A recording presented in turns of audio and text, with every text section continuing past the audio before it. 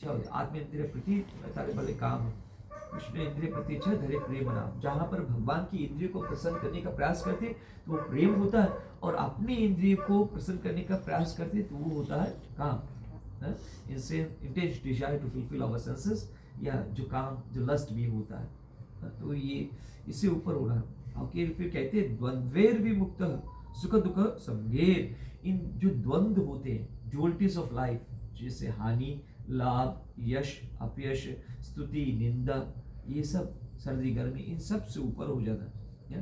और फिर कहते हैं सुख दुखे, सुख दुख से ऊपर हो जाना, क्योंकि चलने वाला आने जाने वाला है। इस भागवत गीता के दूसरे अध्याय में ख्याल से श्लोक संख्या 14 में कहते हैं मात स्पर्श तो कौन्तेय शीतोष्ण सुख दुग्ध आगम आपायनो नित्य तामस तितिक्ष्व भारत। कि जब हम देह आत्म बुद्धि स्तर पर होते हैं, बॉडली प्लेटफॉर्म पर होते हैं, तो ही हमें दुख का अनुभव होता है। जब हम जान जाएंगे कि ये शरीर हम नहीं है, तो हमें कोई दुख नहीं है ना। जैसे मतलब अगर हम हाथ को कहेंगे तो हम कहेंगे ये मेरा हाथ ना, कान कहेंगे तो मेरा कान, हम नहीं कहेंगे कि ये कान मैं हूँ ना। तो इसी प्रकार से अगर देखा जाए तो हम तो शरीर में ये सब सिर्फ मेरा हम कहेंगे, पर तो हम कौन है ये जानना चाहिए कि हम भगवान मतलब आत्मा है जो भगवान का ही अंश है।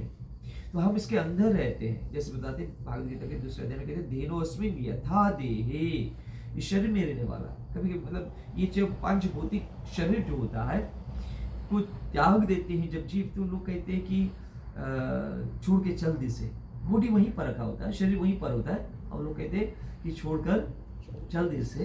तो मतलब कुछ निश्चित रूप से तो कुछ अंदर था जो अब नहीं है, जिसके द्वारा वो शरीर क्रियाशील नहीं है।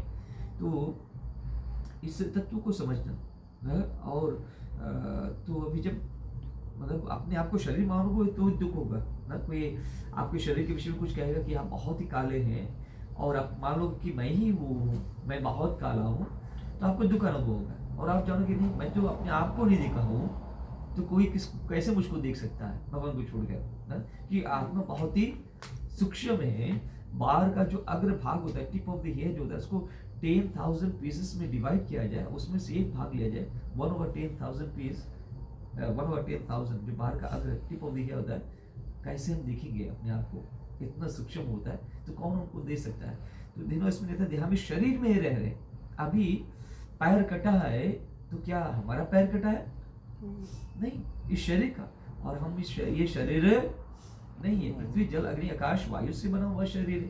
ये यहीं पर मतलब रह जाएगा, इसका नाश हो जाएगा एक दिन, तो इसका नाश हो। जैसे भी घर पर अगर रह रहे, किसी घर किराए के घर में रह रहे, रेंट कर रहे हैं, और उस घर का मतलब छत टूट जाए, आपको कोई प्रॉब्लम है? नहीं, आप दूसरा जगह चले जाएंगे।